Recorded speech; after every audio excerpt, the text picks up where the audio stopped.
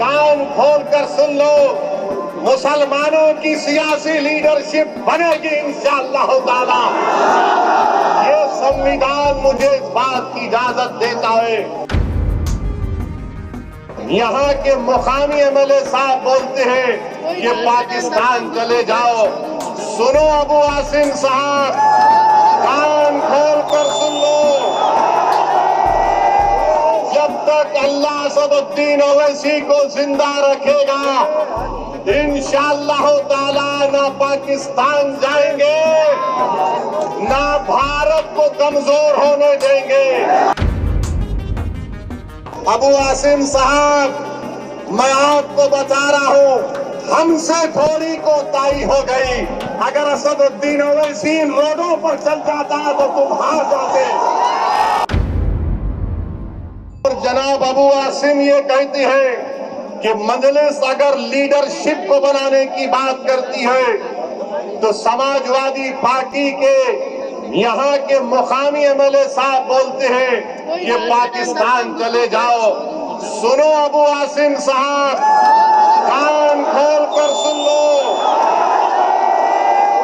जब तक अल्लाह असदुद्दीन ओवैसी को जिंदा रखेगा इंशाअल्लाह ताला ना पाकिस्तान जाएंगे, ना भारत को कमजोर होने देंगे।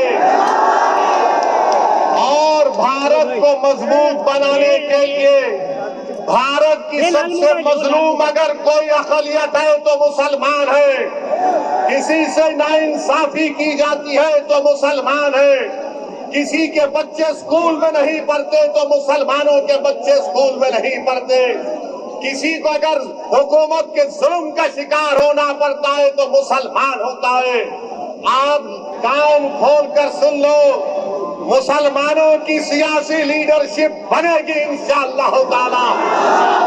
ये संविधान मुझे इस बात की इजाजत देता है।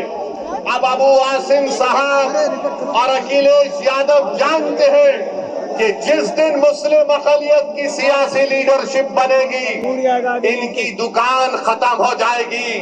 तुम्हारी दुकान बंद करेंगे, जो तुम खून चूसते हो हमारा, और आवाम का कोई फायदा नहीं करते। और जो लोग ये समझ रहे हैं कि 42,000 को अतीक को हासिल हुए, ये गलती से हासिल हो गए। अबू आसिम साहब, मैं आपको बता रहा हूं, हमसे थोड़ी कोताही हो गई। अगर असदुद्दीन ओवैसी रोडों पर चल जाता तो तुम हार जाते।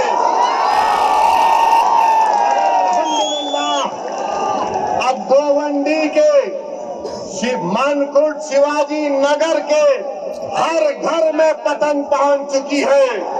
हर घर में मजलिस का पैगाम पहुंच चुका है।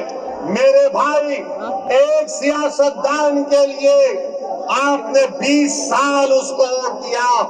बताओ 20 साल में ये बर्बादी कर दी गई है आपके इलाकों में। अगर आप इंसाफ चाहते हैं तो मैं नौजवानों से अपील कर रहा हूं कि आप मजलिस इत्तेहादुल मुस्लिमीन को वोट देकर कामयाब और कामरान करिए।